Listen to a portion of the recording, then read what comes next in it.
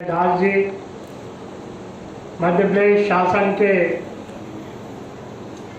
संवेदनशील मंत्री कमल पटेल साहब,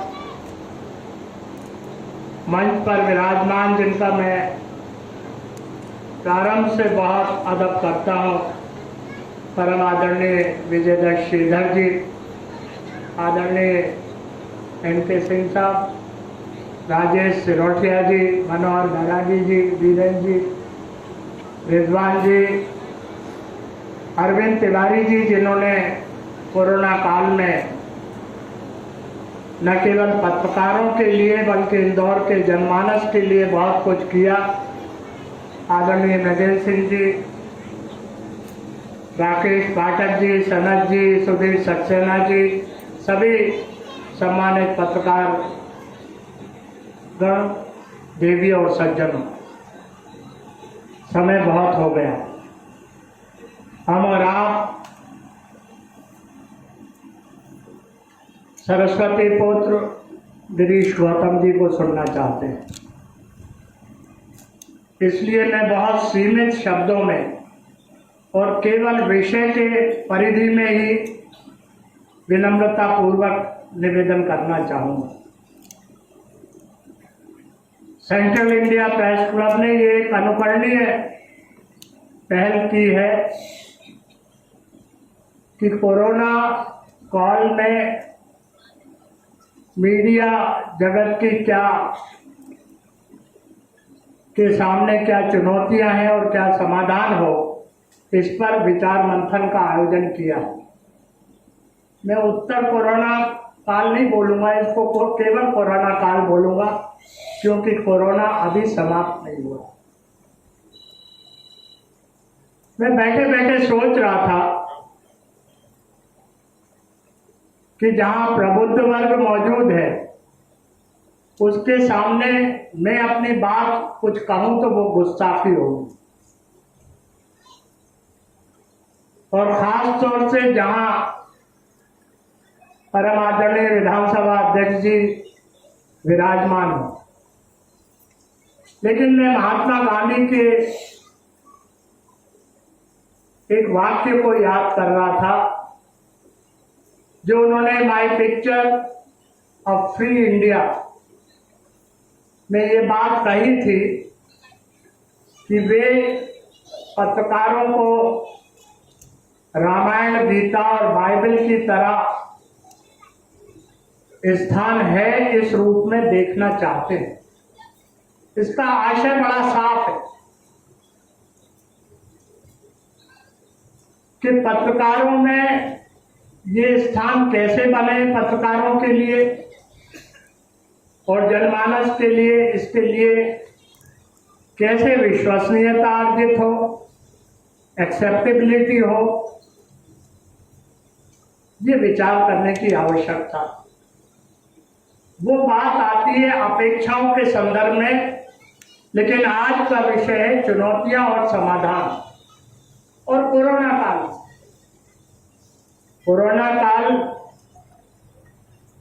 में जो भयावह स्थिति हमारे देश में और अन्य देशों में भी बनी, उसमें मीडिया की बड़ी सार्थक भूमिका रही। आप सोचेंगे कैसे? अगर इलेक्ट्रॉनिक मीडिया देखें तो उसमें जो डिस्कशन टीवी पे आता था विभिन्न मेडिकल एक्सपर्ट्स का, चाहे वो डॉक्टर गुलेरिया हो, चाहे वो डॉक्टर अरोरा हो, चाहे अन्य पल्मोनरी एक्सपर्ट्स हो, वो हम सब के लिए बड़ा उपयोगी होता था। ये भूमिका आपने अदा की, लेकिन आपने किस चुनौती का सामना करते हुए अदा की? लोग कह रहे थे लोगों से संपर्क मत करो, लोगों से दूर रहो, लेकिन जो मीडिया के बारे में कहा जाता है सबकी खबर ले और सबको खबर दे, सबको खबर दे और सबकी खबर ले, उस होड़ में सबसे बहुत पहले पहुंचने का काम हमारे मीडिया के साथी रिस्क लेके करते थे और खबर देते थे।